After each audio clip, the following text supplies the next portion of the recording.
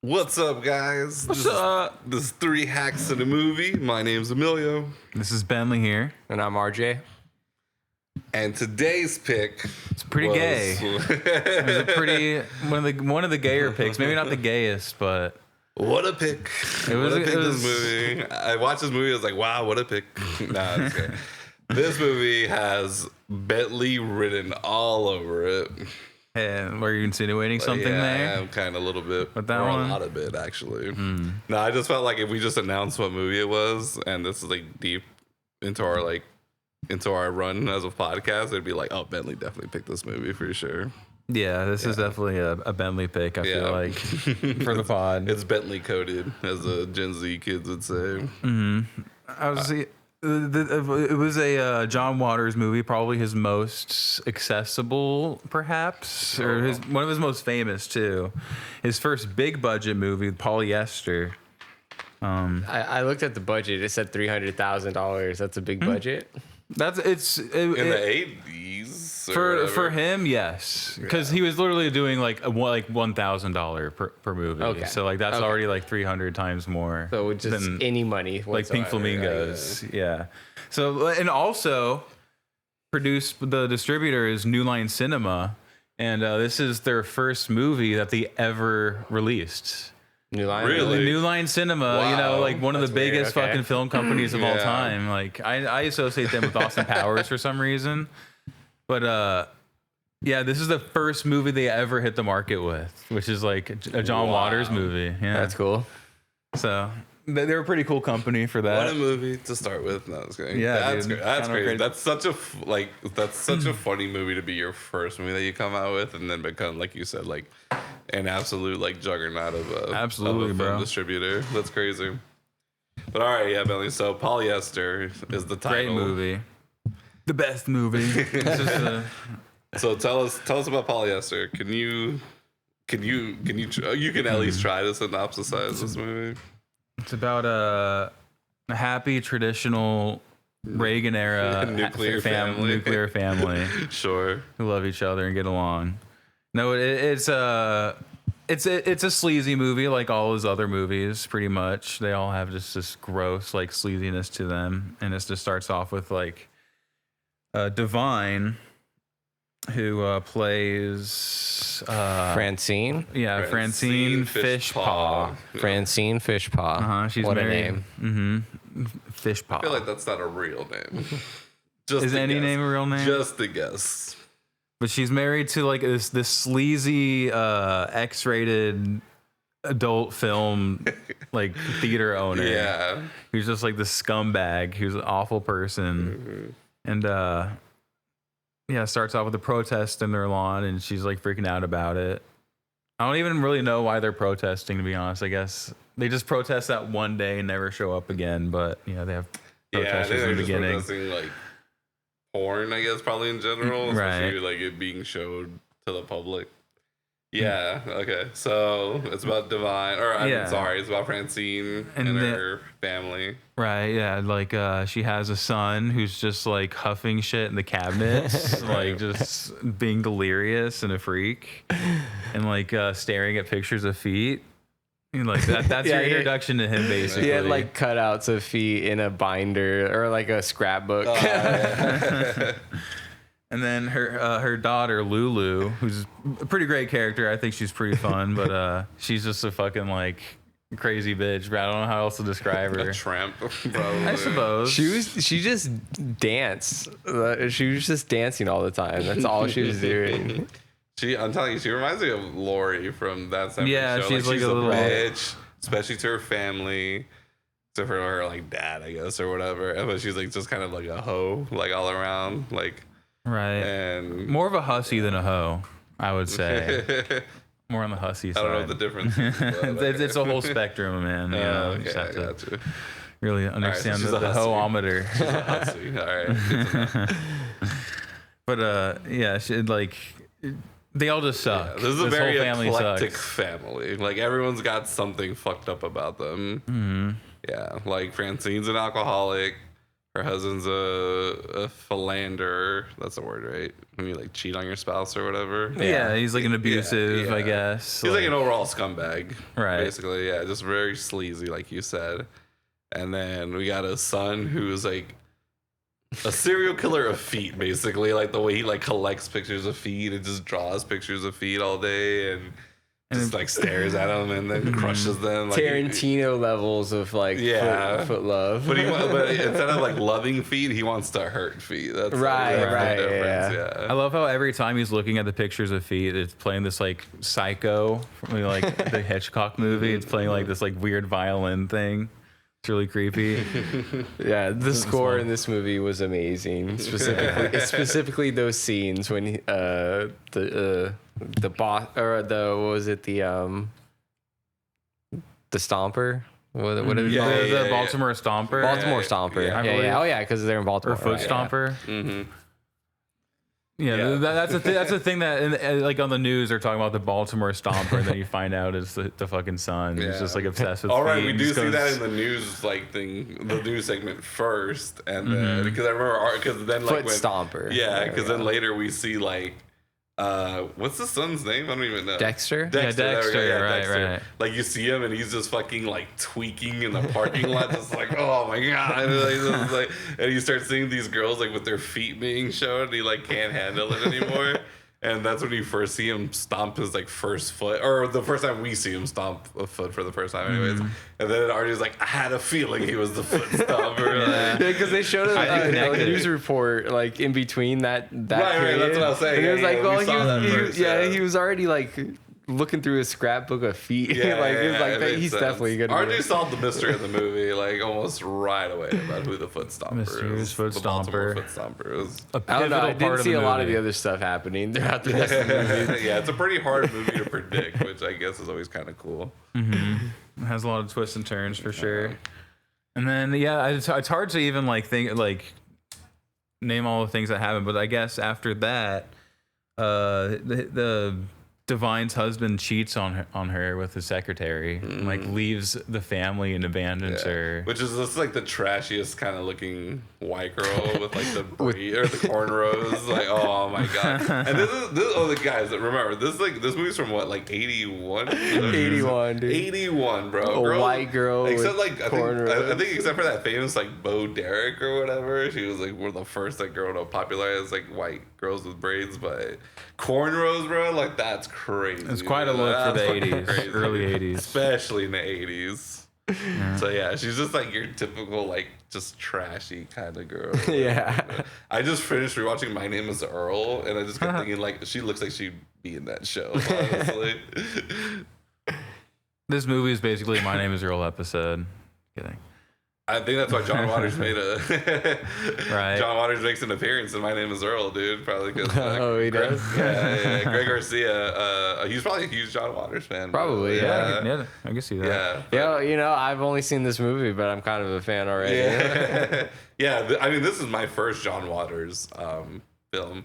Probably a good first one, to be honest. Yeah, you've seen a few of them at this point, right? Yeah, I've seen Multiple Maniacs and Pink Flamingos and Female Trouble. Okay. And now this one. And have you seen Hairspray? Oh, no. I haven't seen like any of the later ones like that. Because I think that's his like most like financially successful movie, right? Or, yeah, with all the remakes and the musical and stuff. He's probably made a lot of money from that, I'm sure. Yeah, because I'm more familiar with the later movies. That one, Serial Mom, and then Crybaby. Yeah. I want to watch Serial Mom. I still really want to watch Serial Mom. He's supposed to be making one with Aubrey Plaza, right? Or Aubrey Plaza. Oh, I heard there was a rumor about that. Really? That she's supposed to be in the remake of Serial Mom. Oh, it's gonna be a remake. I think so. Yeah. Interesting. Which I mean. Yeah, I don't know. This sounds kind of cool. I'm sure she can pull it off. Yeah, Aubrey Plaza is probably good. Yeah, I'm sure there's like some cult following that's really pissed that they're even talking about remaking the movie or something. But yeah, I don't know. I've heard that one's good, but I haven't seen any of those like later John Waters movies. Just like the old ones, because I've just heard that's like the ones that people talk about the most. I feel like. Yeah, I mean, I always hear like again, this is my first John Waters movie, but besides Hairspray, just because it was like. That one was like everywhere when it came out. Like it was very much like a huge musical whatever movie that they like really promoted. but I feel like I always hear about Pink Flamingos Yeah. and Female Trouble. No, sorry. No, Cry Baby I hear about a lot. And then like Pink Flamingos I hear about a lot. Yeah, Pink Flamingos is easily like his most fucked up movie. Yeah. It's just like disgusting. Divine just plays a psycho murderer person who just like kills everybody and eats dog shit on camera. And a great art, great art. piece of cinema right there. And does Divine just play like the similar characters, or are they different in every movie? Like, am I gonna see basically Francine in a serial killer role in Pink Flamingos or whatever? I'd say Polyester is the most different of all the Divine roles because it's like she never really goes psycho. Okay. In this movie, like I feel like the craziest we see her is ones. obviously when she's like kind of like relapsing. She's like jonesing, you know, like she's Yeah. going through withdrawals. Like when she's going through withdrawals, maybe. like that's the most like unhinged we see her, where she's just like sweating and like tweaking and stuff. But Like she gets Yeah. violent in the other movies. okay, I Like gotcha. horribly. Like John Waters literally calls her Godzilla. Basically, that's how he looks at. Puts her in the movies. Okay. Yeah, you So- mentioned that during this movie. You were like, I bet she's gonna go Godzilla mode at the end or something like that. But yeah, it never happens. She's Yeah. like she plays like a more of a sympathetic sort of like beaten housewife type character, and actually pretty well, I think. Yeah. It really sells it. It's just kind of funny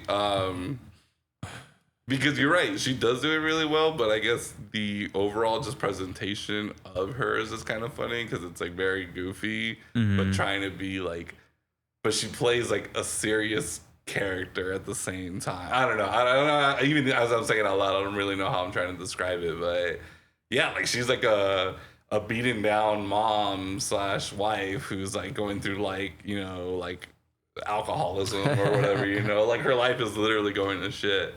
And all she really has, the only person who stuck by her the entire time was her best friend. Whose name I'm forgetting at the moment.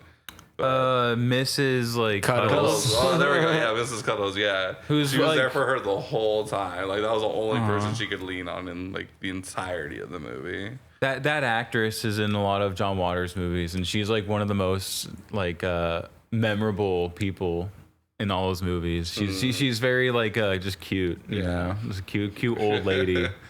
Yeah, I remember I saw her. I remember I pointed out because I saw her teeth, and I was like, I feel like those are her real teeth. And Bentley's like, you know what? She does have those teeth in like all her roles, so that probably is her real teeth. I was like, okay, because they're very like get like a spread They're apart. There's a lot missing. Like so, yeah. You would think it's like maybe those are just prosthetics. So it's like no, that's real apparently.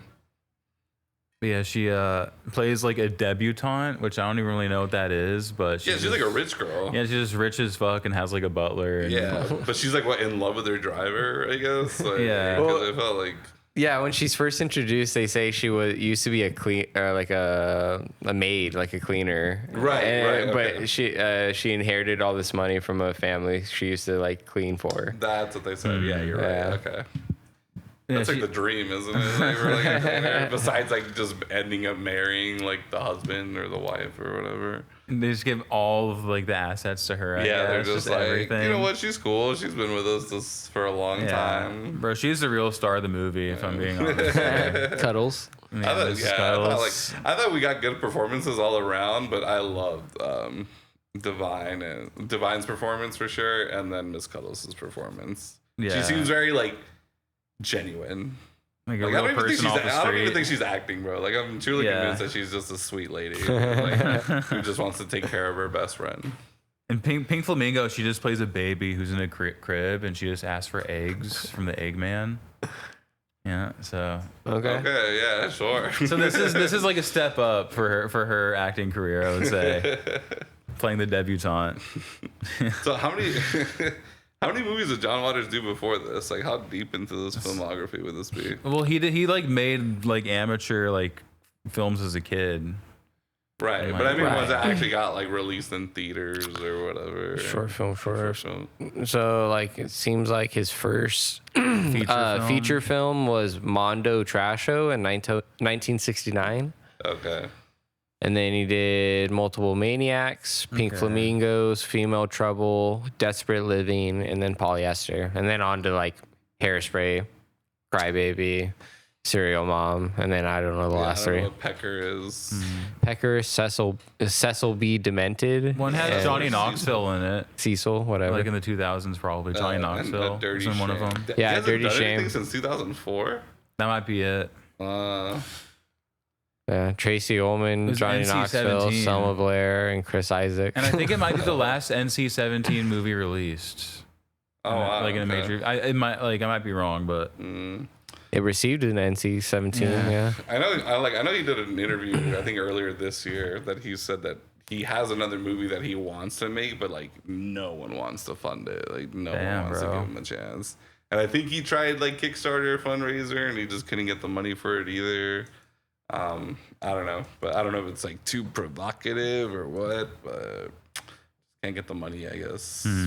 He's also pretty old at this point, so same shit happened to David Lynch too. You know, like people love these directors and like think of them as the greatest things ever, but they still can't get funding for something. Crazy. Yeah. I guess it's a lot harder when it's like they're like, okay, this isn't gonna get us an Oscar and this isn't gonna make us money. Like, it's a tough sell, you know. But Right, you're not gonna. yeah. But I mean, there's always a market for it, but Right. yeah, I don't know. It's a tough one for sure. Yeah, man. So this movie, So yeah, you like, said this is like one of his more tamed movies, right? Okay. definitely. Okay. It's because his other ones, I would say, like are like have an amateurish feeling. Like they're really great and funny. Like I love Multiple Maniacs a lot. Now, like I think this one's my favorite now, Polyester, but Multiple Maniacs might be my second favorite. Oh wow, Polyester might be your favorite now. Yeah. Oh wow. Okay. Yeah, it might be, dude. It's just the most just like well done all the way through. It's like some of the amateur shit in the first ones can feel a little grating at some points. Like the audio's kind of shitty, and yeah, just the visuals are kind of shitty. Or whatever. Okay. But like you said, this is the first movie where you got like an actual budget, right? Like Yeah, they actually gave yeah. him money. Yeah. New Line Cinema, dude. Yeah, that's crazy. Yeah, I mean, $300,000 in the early '80s, and in Baltimore, that's probably like millions of dollars now. You Yeah. know? Well, if you look up the budget of like Multiple Maniacs, it's probably like less than $1,000. Probably, like I would guess. He's just giving everyone like $50 for their role or something like that. He's just he didn't pay any of the actors because they're all his friends. That's like his thing, is that he had this troupe of like actor friends that they would just make movies together just for fun. Okay. And they just continue to do it forever. So a lot of the people in this movie are also like part of that troupe. Yeah. 5,000. 5,000 for Multiple Maniacs. Yeah. Damn. 12 for Pink Flamingos. And then 25 for Female Trouble. Oh, so he was slowly getting a bigger budget. Yeah. Yeah, Dang, but that's a big 300,000's a from- jump. Yeah, 25,000 to 300,000 is quite a big of a jump. Yeah.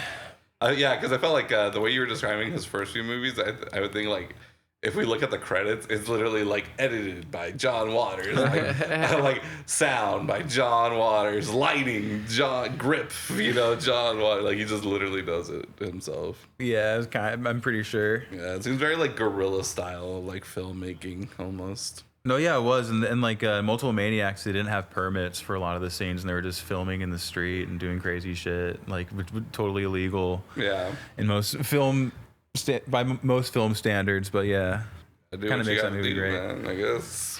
I see his movies as kind of like anarchists a little bit. Like I know people like mostly see it as queer cinema, Yeah. or whatever, but I just see it as just like he's just doing whatever the fuck he wants to do and whatever. I mean, that's cool, man. He's just like, no one can actually stop me from making this movie. Like, even if it's not going to come out exactly the way I want it, because I can't hire editors and actors and stuff like that. But that's cool. Like, the idea that someone just goes out there with a camera and, like, maybe some lighting and their friends, like, that's like early YouTube shit, Like, when people Basically, when yeah. everyone's trying to make, like, a YouTube channel at the very beginning. Yeah. So Yeah, it's cool. yeah. It's cool that he was like actually doing it for like film though, like to be shown in theaters and shit. Right. And then like you said that he used to drive to theaters and try to get them to play his movies, right, or whatever. Yeah. Like they used to have midnight showings of like weird avant-garde movies or whatever, and he would just drive to whatever theater he could to like beg them to screen the movie. Wow. That's sick, man. Like that's so fucking cool. Honestly, I love that idea. Yeah, he's a cool dude. That's an old film thing too. Like there's old movies like that where the directors would do that because that's how you get them to first start showing it. First get interest. Yeah. I love the idea. No, you know what I think is funny is, so this is my first time ever watching a John Waters movie, and we're in 2025.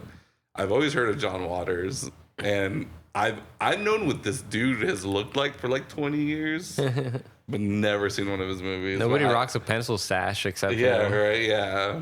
It's that stash is pretty iconic, even though it's just like a little like skinny pencil stash. I don't know why.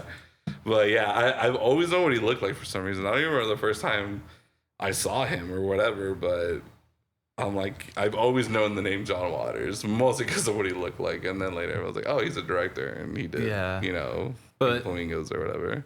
No one ever says like only glowing things about his movies, that they're like, you hear about his movies and you just know that they're kind of weird. So I don't blame you for not watching them, to be honest. Yeah, it's definitely not my type of movie typically, but I will say, like, I definitely started to grow an appreciation for this more kind of like goofy kind of movies, like, or I guess the best way to put it is like campy. I guess campy is a great way to say it, or just like, again, like movies that don't take itself too seriously. And like, because when you don't take it too seriously, you can really do whatever you want, and it technically makes sense in your like world or in this world. So I'm definitely starting to appreciate it more, and kind of how like RJ said earlier, it reminded him about the Forbidden Zone a little bit like earlier, and I'm like, you know what? Yeah, kind of. Just because they're like, again, it's such a campy, fun movie, and like the music is great. Like, that's another thing that they have in common. And the acting's over the top. Yeah. Like all the time. It's very like things don't like have to make sense, but in this world it does make sense. Like how does like I like the scene when Mrs. Cuddles comes in and Francine is like trying to hang herself or whatever. She can clearly see her like hanging herself, and then she's like, is anybody home? Like she's staring dead. Let's go have a picnic. And she's like fucking hanging herself, and then she's like, is anybody home? And I was like, what the fuck? And I was like, I know you can see her, but whatever. It's just shit like that where like it does not have to make sense, but that's what's like great about it. Yeah, almost a little Lynchian, some would say. The acting is very like stuff like Lynchian, that. Yeah, because it's just really fake or weird. Yeah. The only thing that would have made it more Lynchian is like because these are all like unknown actors or just like John Waters' friends. Like the thing that would have made it Lynchian is these were well-known actors who are like now have to become like silly, goofy people all of a sudden. Yeah, I can see that. But yeah, dude, it was great. I enjoyed it. I apologize. I fell asleep a little bit because I'm just very tired and been up all day. And I didn't get to take my nap like I usually do. But I did rewind it to the points that I missed, and I'm glad I did, because some of those points I was like, what the fuck? Like, I can't believe I missed this. Like, the scene with the nuns and the hayride or whatever. I was like, just even saying that statement out loud, and it's like, what the fuck are you talking about? Why are nuns giving a hayride? Oh, sorry, to a bunch of pregnant, like, teens, too, or whatever. Right, yeah. I just love the shot when you first see, like, the church or whatever, and, like, it's just, like, this, like, dark, desolate room, and it's just nothing but pregnant women crying. And they're like, and, yeah, because clearly they don't want to be there. Because I guess they all want abortions or something. Right. Yeah. Lulu gets sent there because she really wants an abortion. Yeah. And like, but she's Francine, really excited about it. Her quote unquote God fearing mother was like, no, it's a life, honey. No, it's a part of you. It's a part of you. And then she calls the nuns to save her. Or whatever. Right. Yeah. I love when the nuns show. Like, I love like I don't know why, because like when I saw them like open the trunk and then just run away, they're like, whoo, like they're all like getting hyped and shit. I'm like, what the fuck? I was like, why are they open the trunk? I was like, oh, duh. Starts playing like carnival music or something during it. Yeah. It's either like carnival music or almost like kind of Benny Hill. Yeah, almost like, Benny Hill-esque kind of music. Yeah. Just throw her in the fucking car and drive off. Take her to the church, I guess. The fucking scene when I already forgot his name, but Francine's now like separated husband or whatever. I think his name was Elmer. Yeah, you're right, Elmer. Yeah, you're right. He comes back in his like Cadillac with like a megaphone system, and he's like, "She's an alcoholic. She's an alcoholic," and then just like talking shit about her at the end. He starts gaslighting. She weighs 350 pounds. She's an alcoholic. I was like, bro, like we hear about some terrible ex-husbands nowadays, but that's like a whole other level. Just fucking like emotional and mental torture. Like that shit was crazy. He starts calling her, making pig noises. Oh yeah, out of the blue. Or it makes it sound like he's having sex with his new girlfriend on the phone while calling her. Yeah, he ordered like pizza from like 3 different places, and they all showed up at the same time. Bro, you know he was super dedicated because all those 3 pizza people showed up relatively right next to each other. Yeah. It was like one showed up, and then 20 seconds later, 2 others showed up. And I love how they're all arguing. They're like, "Hey, like what's going on? You know, like what is the pizza or whatever? We brought pizza." He was a full-time hater. Yeah, for real though. And yeah, someone said like the weirdest part of this movie is that she doesn't eat the pizza for some reason. She doesn't accept it. Out of all the weird parts, that's the weirdest part. Yeah, she refuses the pizza during that weird dream sequence when she was like touching herself, and then like in the dream, the pizza boy. Yeah, the pizza boy comes through like the kitchen window, and he's holding a pizza. I thought she was gonna go for the pizza, but she went for the boy. I remember. Yeah, you did say that, and then I definitely remember thinking, when the first pizza boy shows up and he's got like 2 boxes of pizza or whatever, and she's like, "I didn't order nothing," and then he's just like, "No, like this pizza's for you, like this is whatever address." Like, "No, my husband ordered that," and I'm just like, she's like, "No, go away," and she like kicks him out. I'm like, there's no way she would turn down this pizza, bro. Like I know, like I'm sure she has to pay for it, obviously, but I really don't think that would have stopped there.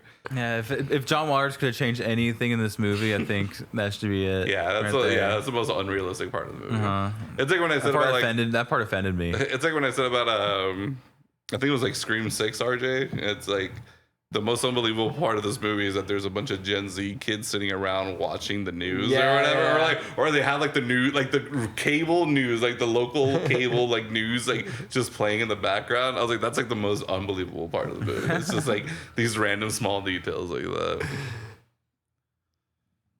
But this movie is very believable. This is somebody's life, guys. Like this definitely has happened to like 5 families throughout American history. This is just life in Baltimore, man. Yeah, basically. This is the side of Baltimore they don't show you. Like, people hear Baltimore, all they think is The Wire. Yeah. Inner city, it's like the heroin problem. Outer city, or like, the suburbs and stuff. Yeah. You know, this is what they deal with. Yeah. They gotta deal with the Baltimore Stomper. Yeah. Baltimore Stomper. Foot Stomper, yeah. See, it's funny because the Baltimore Stomper, like, that sounds like a gangster, bro.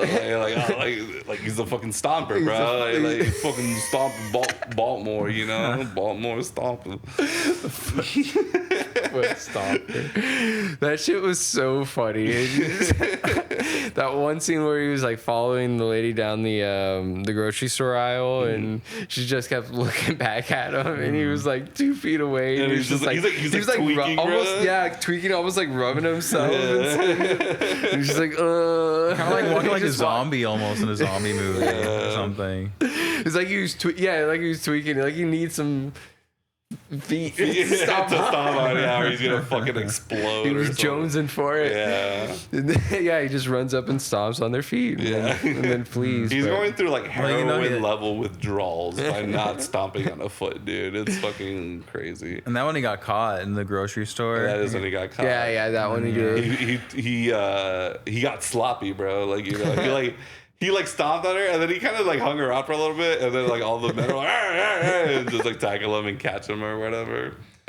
I love how, so he goes to jail, and we hear that he goes to jail, and then next thing we know, he's getting released. And I just love how the headline just says, Baltimore Stomper or Foot Stomper released today. Insanity or whatever. I was like, okay, yeah, why not? And then we immediately see him, Dexter, and he's just like a clean shaven guy. He's just like, hey, Mom, I missed you. I'm rehabilitated. Oh, I just love his turnaround. Like it was great. They've been giving me psychiatric help, like something like that. Yeah, like I got drug counseling, I got psychiatric counseling. Lobotomy. Yeah, probably got a lobotomy. Yeah. I would love to see. I think if John had more of a budget, he would have showed us his time in jail. And I honestly think that would have been hilarious for some reason. Like we would have seen some wild shit, bro. It's Baltimore. If it was Baltimore State Mental Hospital or whatever it's called, maybe it's also Hannibal Lecter. Oh, okay. That could be a crossover there. Okay. Maybe Dexter saw Hannibal Lecter and he decided to clean up his ways. Wait, when did Reagan like shut down the asylums or whatever? Oh, I have no idea. It's like 80s. I know it was like in the 80s. But I thought it was funny that was the reason he got out. It's just like it's just like Reagan shuts down asylums, Baltimore Stomper let go, you know? This movie does have some historic connections to it. They talk about Charles Manson. Right, yeah. In one of the scenes, which is interesting because like he's also a part of multiple maniacs. Charles Manson. They'd like, but not like they talk about the murders, the Sharon Tate murders. Oh, okay, gotcha. Because when that movie was made, they didn't catch Charles Manson yet, so nobody was even talking about him. Oh wow. Okay. So, but I saw it said like 1970 on Multiple Maniacs, so that would have been right after. Oh, okay. Damn, I think the murders were in 69. So his movie, Once Upon a Time in Hollywood. It's on 69. Yeah. So I swear that's the only reason I remember that's when Sharon Tate got killed. Like that's the only reason I ever remember that. Yeah, and it took a while for them to find out about like Charles Manson. And right. Yeah. Because his whole thing was like he never actually killed anyone. He just convinced people to kill people. That's like his whole. Right. He had a cult in the fucking desert. You seen the movie, the Tarantino movie? Yeah. Huge fan. I actually just rewatched it the other day. It's so fucking amazing. There was what was I gonna bring up about this movie? Okay, just like you. What's his face? Todd Tomorrow. Mm-hmm. First of all, great name. Yeah. First of all, fucking phenomenal name. I'm a huge fan of alliteration. But something so funny about Todd Tomorrow. Like, it's just fucking hilarious. There's also Francine Fishpaw. Francine Fishpaw, yeah. Alliteration right there. Yeah. I think her middle name is also F, too. They say her middle name once in the movie, I think. Oh, okay. I didn't see that one. Yeah, a lot of alliteration in this one. People's like first name and last name. Yeah, this guy is a total hunk, dude. He's a total himbo. Right. Yeah. I thought he was like a great value brand. You said Steve McQueen. Steve McQueen. Yeah, there we yeah. go. It's funny because I immediately thought that too the first time I saw him. I was thinking either like a knockoff. I literally said knockoff Steve McQueen, or for some reason Steve Austin, but like the $6 Million Man, Steve Austin, not Which Stone, was not Stone Cold Steve Austin. Yeah. Which is what was it? Who was the? I forgot his name, honestly. Yeah. Whatever. But yeah, I just kind of thought that. So when you brought up Steve McQueen, I was like, okay, I'm not the only one who fucking thought that. But yeah, he's a total himbo. He's exactly the guy you would picture in like an 80s movie who's just banging a bunch of desperate housewives. Like that's exactly who you would hire for that role. He has a very strong infatuation with Divine's character throughout the movie. He likes them thick, dude, obviously. And then he also has a thing for Francine. Sickness for the thickness. Yeah. He also has a thing for Francine's mom, apparently. Like, the dude is an equal opportunity employer in, like, the worst fucking way, bro. Like, he's just like, I'll fuck anything that moves. That kind of fucking, like, attitude to the world. You know, people today would call that extremely, like, progressive and nonchalant, but, you know, back then we just called it gross. But yeah, I thought he was funny, though. He was a really funny character. Yeah, the actor's name is Tab Hunter. That's the... Tab Hunter. Tab? I mean, he was born author Andrew Kelm, but he went by Tab Hunter. Okay. There was probably another Arthur Kelmar already in like, Probably. in like SAG or whatever. Yeah. So he's like Tab Hunter. Tab, bro. Where Yeah. he saw like a soda can that said Tab on it. He's like, that's my name. Like, where do you fucking go The with soda was that? probably named after him, dude. Like I don't know when Tab came out, but no, I think it's been around a lot longer than people actually remember. Never mind. Tab. Apparently, he was a Not even Tag. fairly popular actor in the 50s. Like, Oh, cool. so It seems like everyone that John Waters has worked with is dead, except for him, obviously.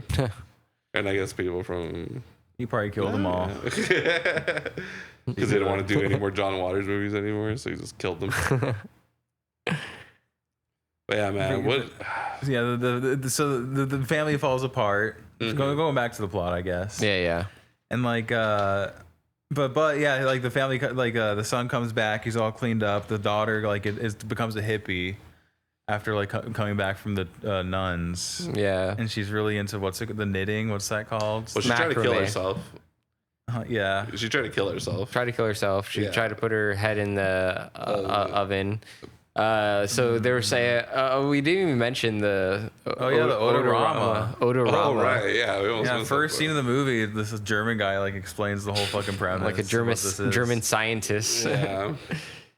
He made a device that you can, I guess, so like smell. It's like scratch and sniff. It's a scratch and sniff board, that you can Yeah. smell stuff in the movie. Yep. And so like every now and then in the movie, like a random number would start flashing up in the bottom right corner.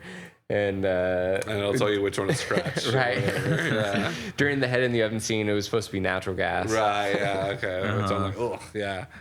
That's gotta fucking stink. That's hilarious doing the scratch and sniff during like a death scene or suicide scene or whatever. I just love the idea that John Waters was like, I need people to smell the movie. Like, I need them to really know what the fuck they're taking a whiff at right now.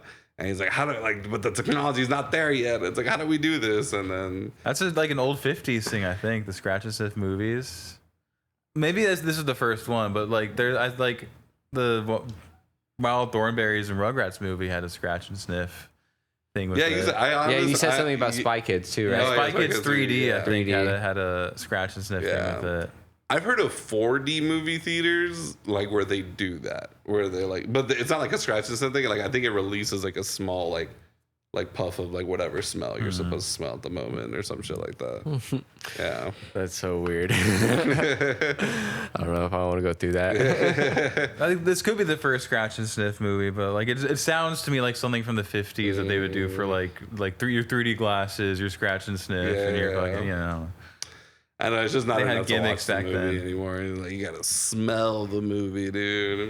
And think you I- have to smell things like a skunk and dirty Gas. shoes. That was the best one because it showed like a rose or something, like some flowers or something, and then it was like 999, and then it pulled it away and put dirty shoes in there. Yeah. There's an old movie called The Tingler. The Tingler. The gimmick of it was that the studios put like vibrating things in the seats that would vibrate during certain parts of the movie. Okay. Because the monster that would like tingle you. That was like the fucking like premise of it. So like this is in the 50s. To me, it just reminds me of.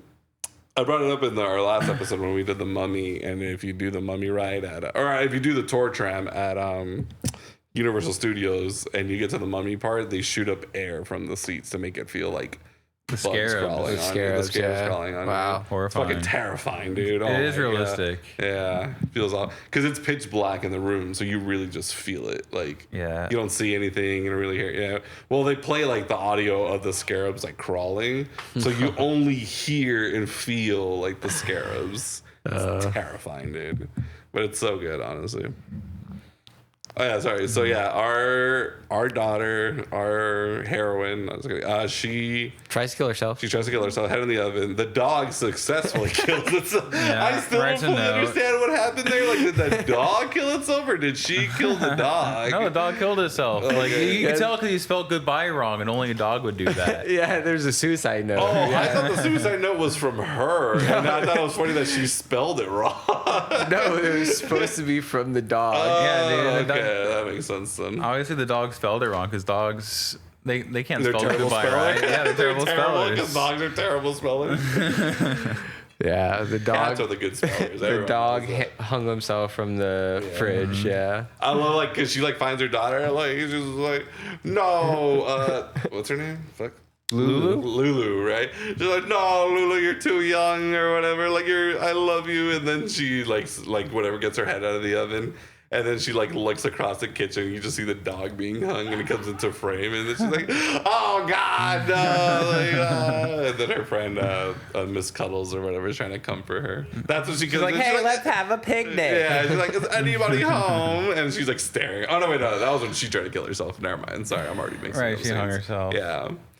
Like, did she hang herself after the dog hanged herself? No, I think she tried to hang herself before that. Yeah. If I remember correctly. Yeah, Yeah, because before. that's when the picnic thing happens. Right, They're right. like, we're going to go shopping. And then, yeah.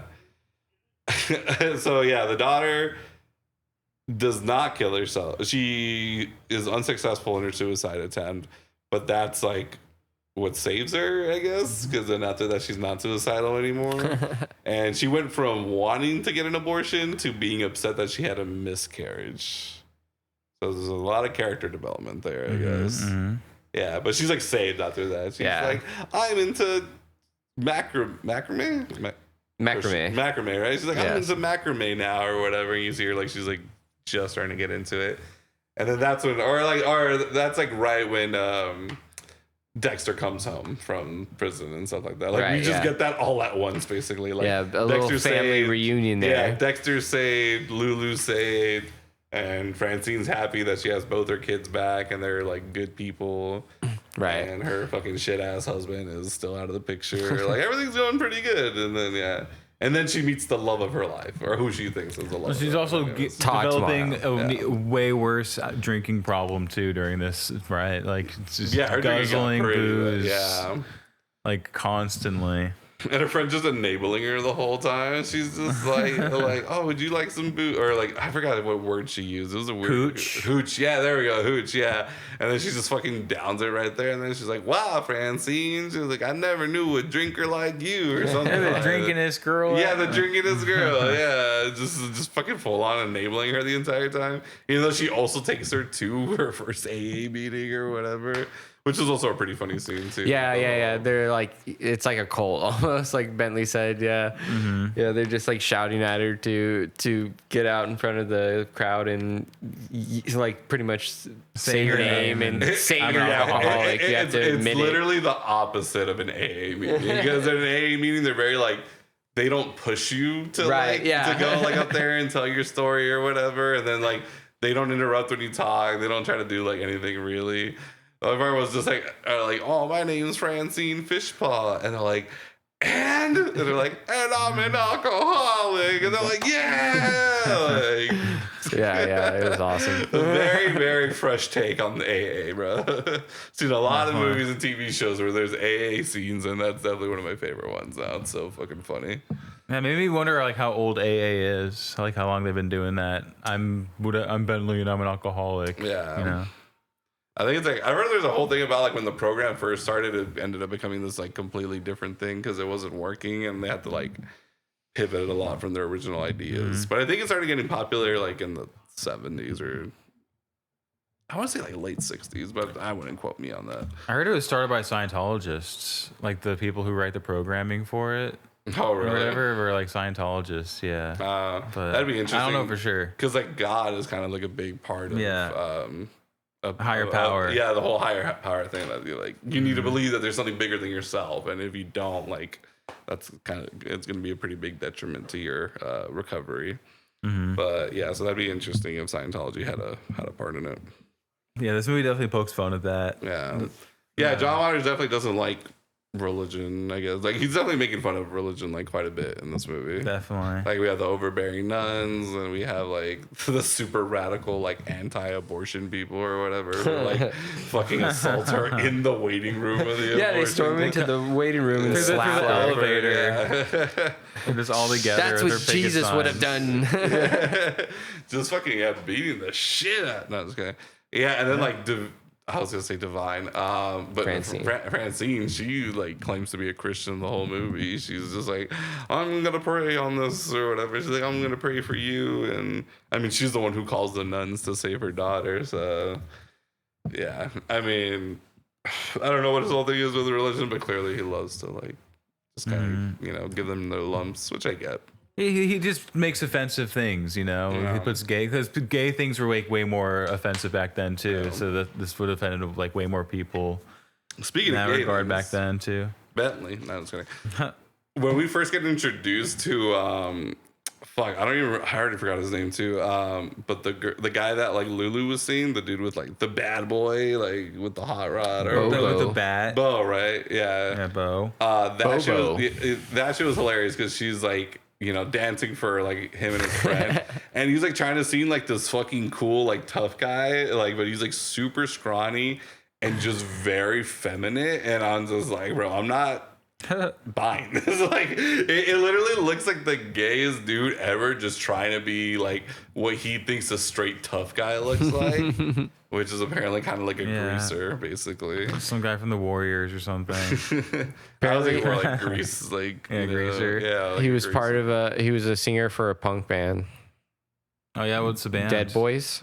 Oh really? Okay. And also the Lords of the New Church. Huh. Of course, he's from Dead Ohio. No, I was kidding.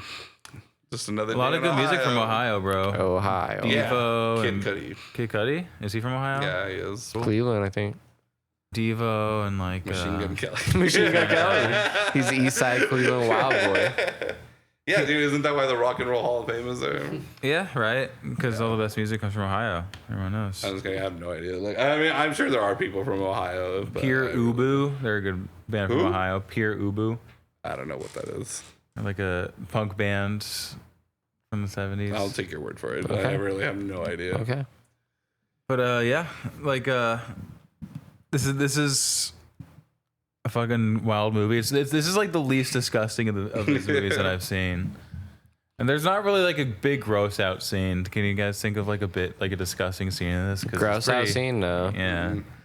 Pretty clean. No. Yeah, not Like, really, unless you're honestly. homophobic, I guess. There's a lot of But we got it. I'm homophobic, and I thought this movie just fine. What do you mean? We had to get through the end of the plot because that last scene was very similar to like Beyond the Valley of the Dolls or like Once Upon a Time in Hollywood, like we were talking about, because it's just like this big like culminating like ending scene. So one thing we kind of skipped over was Francine's mom was at her house and she like finds the divorce papers or whatever, and then she's like, "Oh, it's finalized. She's gonna get like $2,000 a month and the house." Which I'm like, bro, again, 81 in Baltimore. That's nice.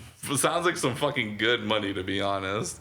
And then she gets attacked by some trick-or-treaters because she forgot it was Halloween and didn't have candy to give out.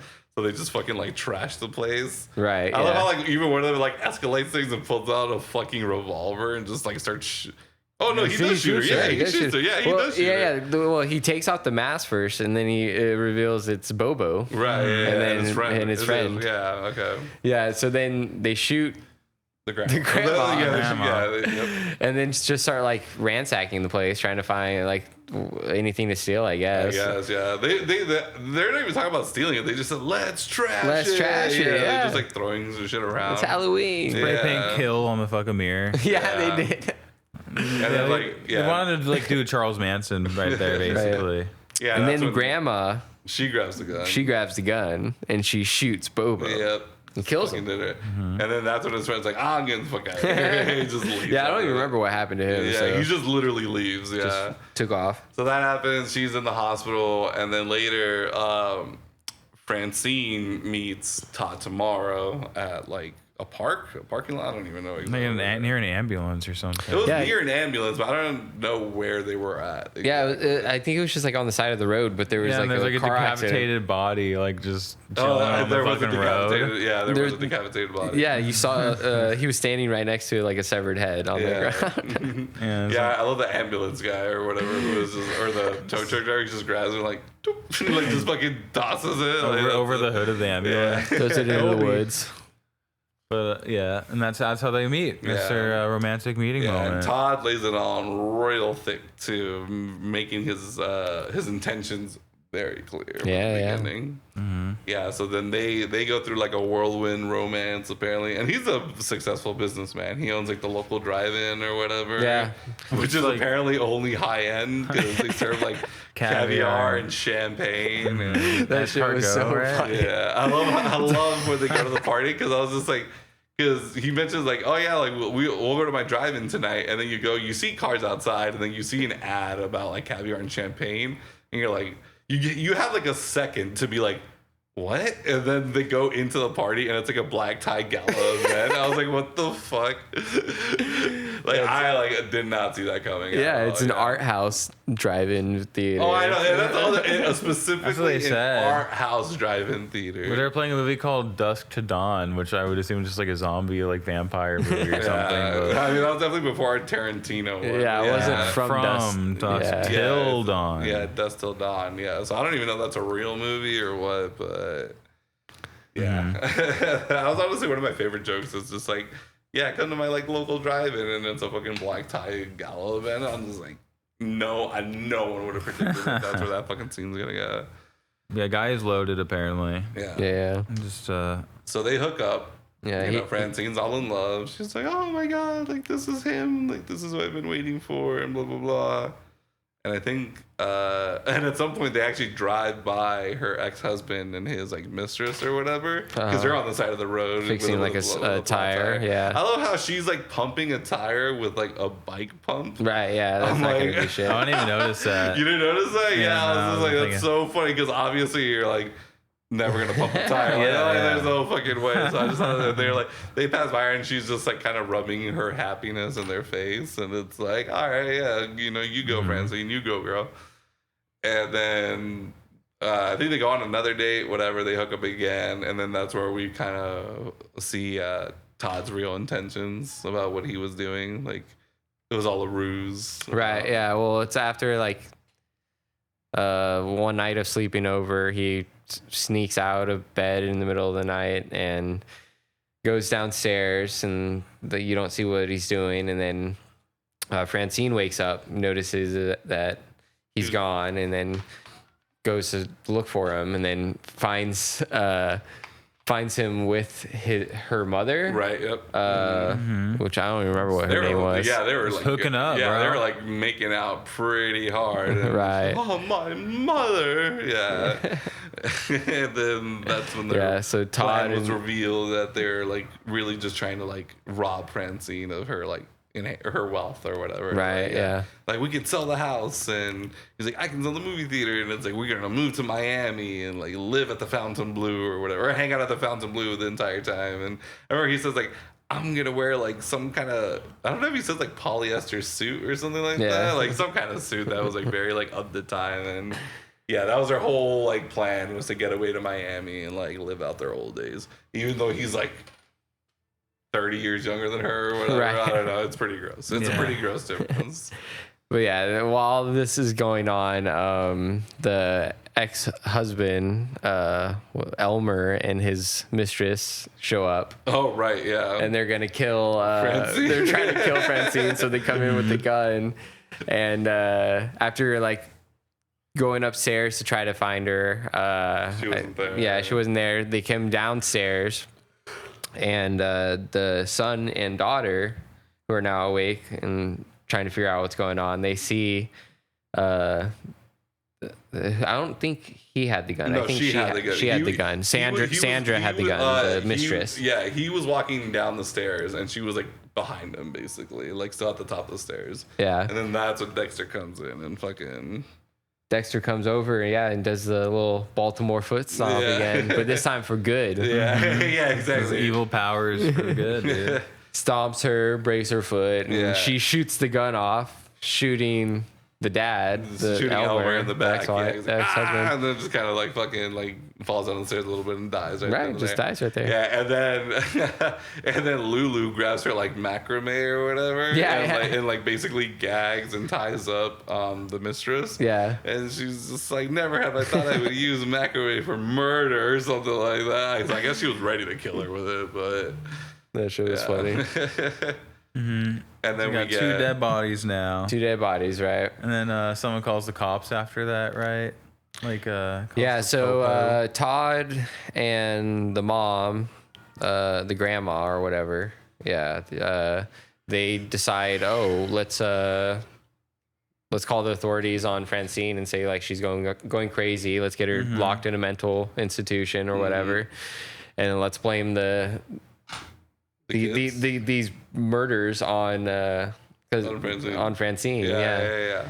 And so that was the initial plan, but then Francine escapes, runs outside, and they're like sitting on her too. Yeah, they like, sit on her for a while. She's literally like in like she's like on catatonic all fours. state. She's like basically. on all fours, just kind of like sitting there, and they're like sitting on her like she's a piece of furniture. Right, using her as the couch or something. And then that's what she like down. Yeah, she like there. wakes up and she's like, yeah, and just like kind of like bucks them off almost. And, Right, yeah. Runs away. Yeah. She takes off outside, and at that time, Cuddles is arriving with her German chauffeur driving. Heinz, that was his name, Heinz. our boy Heinz. And they notice Francine's being chased by Todd and the grandma, and but the driver Heinz ends up like hitting Todd and hits him, kills him. I don't even know why they were heading over there. Like, why are they in Francine's neighborhood? All of I don't know. They're besties. She's just there to visit. Just visit her friend. Yeah, her best friend. I just love that they're like showing up, like, because it made it look like he was like lost or something, and ended up, there. And then he runs over Todd. Yeah. They're like, oh my god, like we just ran over someone. Like he starts trying to back up, and then he fucking hits the grandma. There'll be no tomorrow for Todd tomorrow. Yeah. And then Francine's like, oh, you saved us. And like the whole family is like rejoicing. Like, my ex-husband's gone. My fucking mom's gone. My current boyfriend / murderer's gone. Like, everything's coming up Francine, dude. She's looking pretty good right now. But then you have 4 dead bodies in the house now at that point. Yeah, which that mystery doesn't get solved. Because that's when the credits roll. Yeah, you get the ends. And John Waters wants you to use your magic to conclude your own ending. Right. But yeah, I love that's when the end pops up. It's just them rejoicing over all these dead people. And they're like, we're saved now. We're safe now. We're okay, And then it's like the end. I was like, okay, happy ending. All right. One of the few happy endings in the John Waters universe, because Multiple Maniacs ends with Divine getting raped by a lobster. So this one definitely has a more sweet ending than that one. Okay. All right. Yeah. Yeah. So I don't know anything about this movie, like any fun facts or whatever. I don't know if you guys do, but this is a fun movie, man. Yeah, definitely. This is it's well made too. Like, I actually like the way that John Waters depicted Dexter's drug deliriums or whatever. Like he used like a fisheye lens and made it look all fucked up, and I don't know. He did a good job directing that part. I love his whole jonesing to squash a foot. He's like, it kind of reminds me of I don't know if you guys watched Dexter, but there's because he's like a serial killer who kills other killers and rapists and blah blah blah, criminals. And there's a part where there's a point in the series where he hasn't killed anybody in a while, and you start seeing him like fucking going through withdrawals over it. He's oh god, he's just I haven't killed someone in 8 days or whatever. I don't know how long it was, but yeah, so it kind of reminded me of that, where it's just jonesing over the most fucking ridiculous thing. But I loved it. Yeah, that's pretty it was good. one of my favorite depictions of a fucking drug addict. But not about drugs, weirdly enough. Even though he definitely was a drug addict who loves just huffing household cleaners or whatever. He says angel dust too. Oh, an angel dust. Yeah, you're right. That he quit angel dust. I always hear angel dust is the one that you can't get off. It's just once you do that shit, it's over. I have no idea. Yeah, I wonder if this was John Waters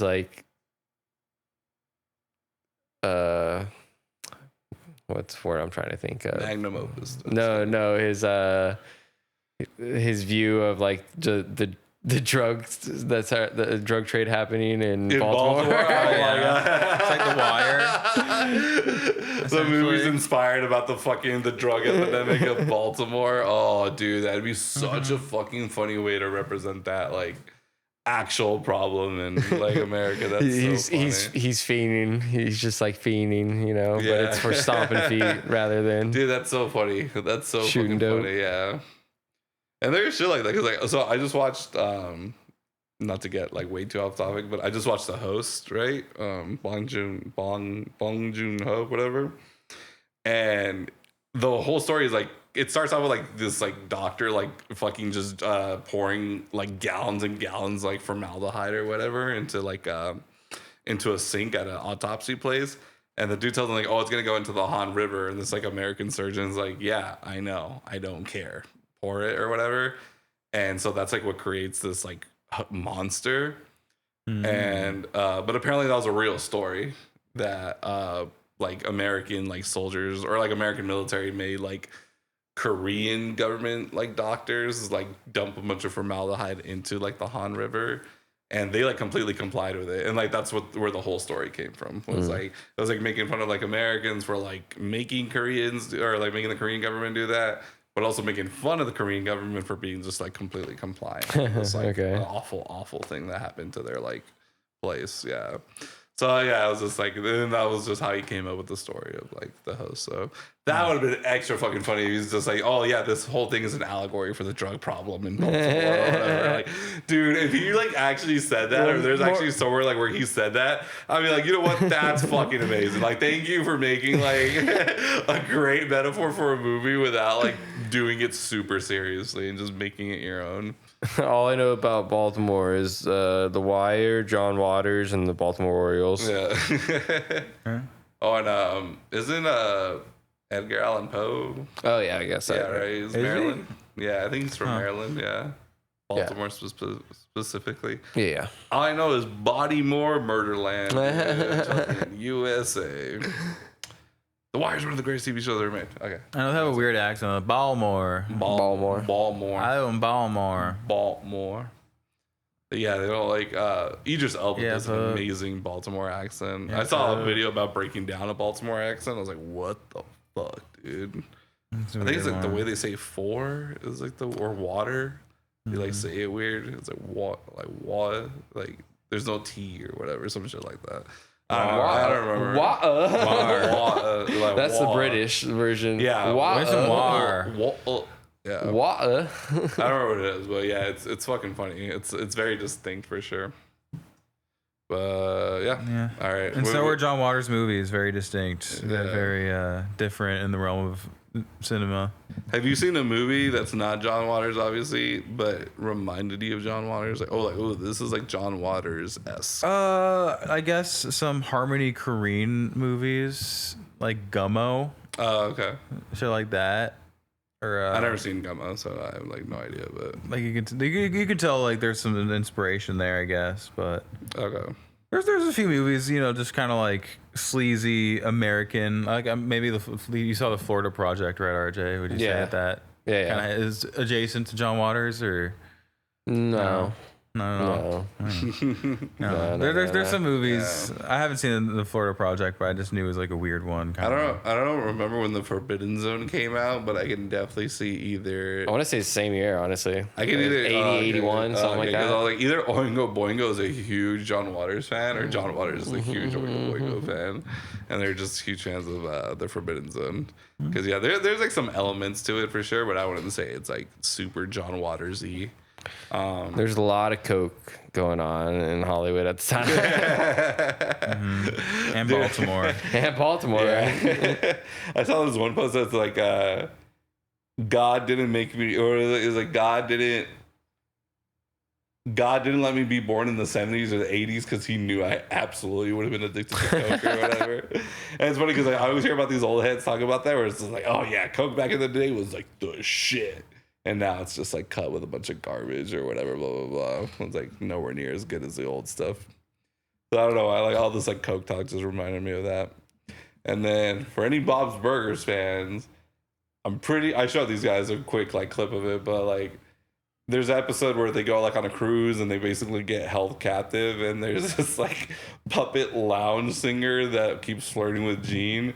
I swear that's supposed to be Divine as Francine. Like her voice really reminds me of her. And then something about like her being like a manatee, and then like Francine's last name is Fishpaw. I don't know why. I'm just like, maybe like I'm overthinking it, but I keep thinking there's like something there. Her voice really reminds me of Divine for sure, or at least in as Francine. But yeah, all right, guys. Any final thoughts?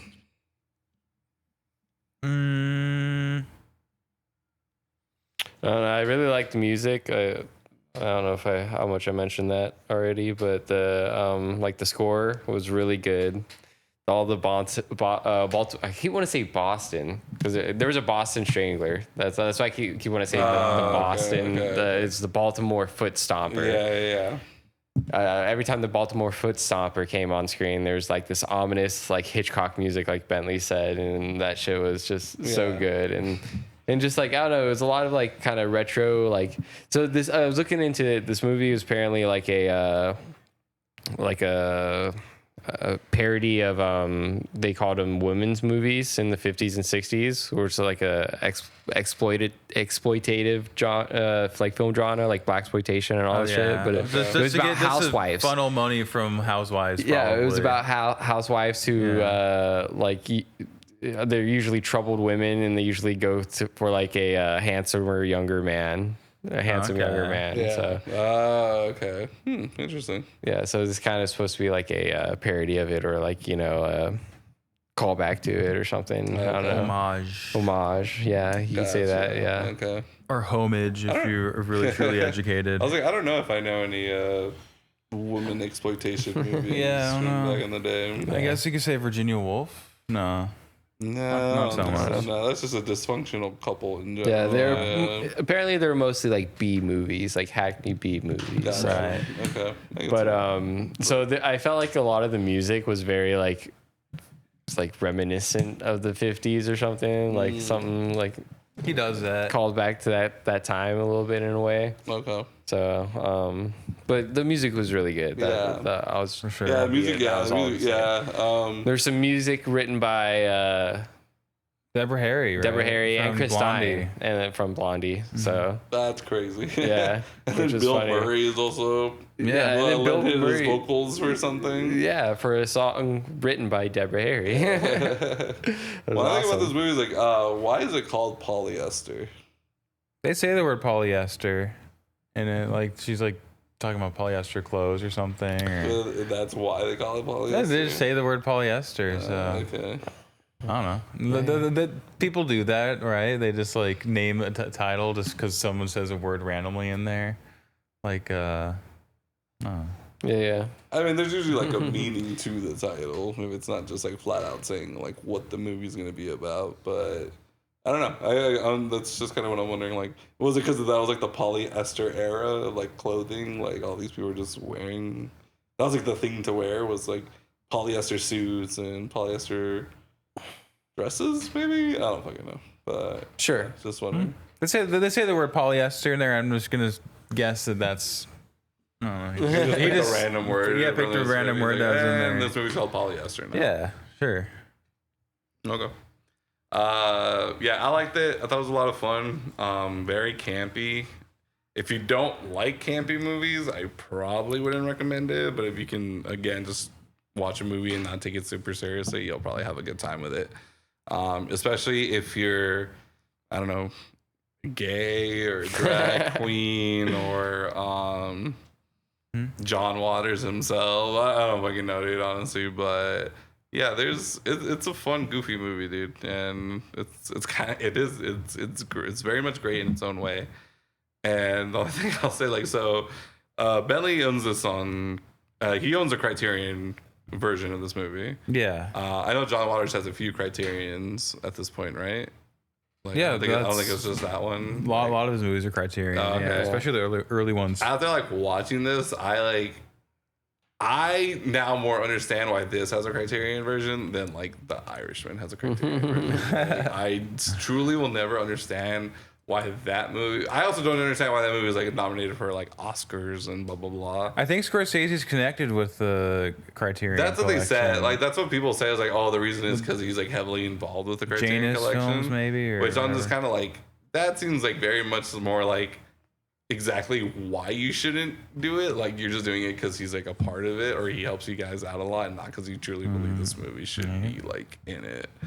But hey, man, that's just my opinion. I wasn't a fan of The Irishman. I mean, maybe I'll give it another rewatch, but fuck, dude, it's I don't know if I can actually do it. I think Ratatouille and Wall-E are also kind of weird picks for. Well, I know Criterion. Wall-E's in it, but I don't think Ratatouille's in it. Yeah, It might have had one. I think Wall-E's the only like Disney movie Yeah. or whatever Pixar movie that's in it. Yeah, because there's not a lot of like blockbusters on it. Because there's that and Armageddon, obviously, whatever, which is like a very like controversial pick, I guess, for the Criterion Collection. Yeah, but yeah, those are kind of my final thoughts. I enjoyed it. I liked it. I had fun. I laughed. And I can see why it's in the Criterion Collection. Yeah. Yeah, this movie's very funny, very good, but very well acted actually by Divine. I think. I think if this movie's released today, the Academy would probably nominate her for an Oscar. Or him, they would probably nominate the actual guy. Yeah. You know, because he was playing a character named Divine, who was playing a character that's kind of a deep meta thing. Yeah. But yeah, great acting from everybody. It's I was like surprised like how much I actually cared about Divine's character and like what was happening to the family and stuff like in this like dumb stupid movie. Like Yeah. Agreed. Yeah, no, I get you. Yeah, She's no, a good- I think, good I think sympathetic Divine's character. I think easily Divine's performance. Sorry, I think Divine's performance is definitely my favorite by far in the entire movie. and also Miss Cuddles. Miss Cuddles, yeah, Miss Cuddles is a second for sure. But I love them both for two different reasons. They're like, I know like Divine is playing a character who's just super convincing to me, where I think that the person playing Miss Cuddles is literally just playing herself. Like she's just like that genuinely nice best friend kind of girl. Yeah, great movie. I'd recommend it to pretty much anybody. Yeah, see, that's where I don't agree with you. I would not recommend it to anybody. I definitely have a few friends who would be like, bro, what the fuck are you showing me? Like, oh, Jose. But yeah, Right. you would just fucking leave at that point if I try to like make him watch this movie. Trust me, bro. Trust me. Yeah. Come on. I wonder if Mario would like this movie, or he'd be like, nah, this is too gay for me.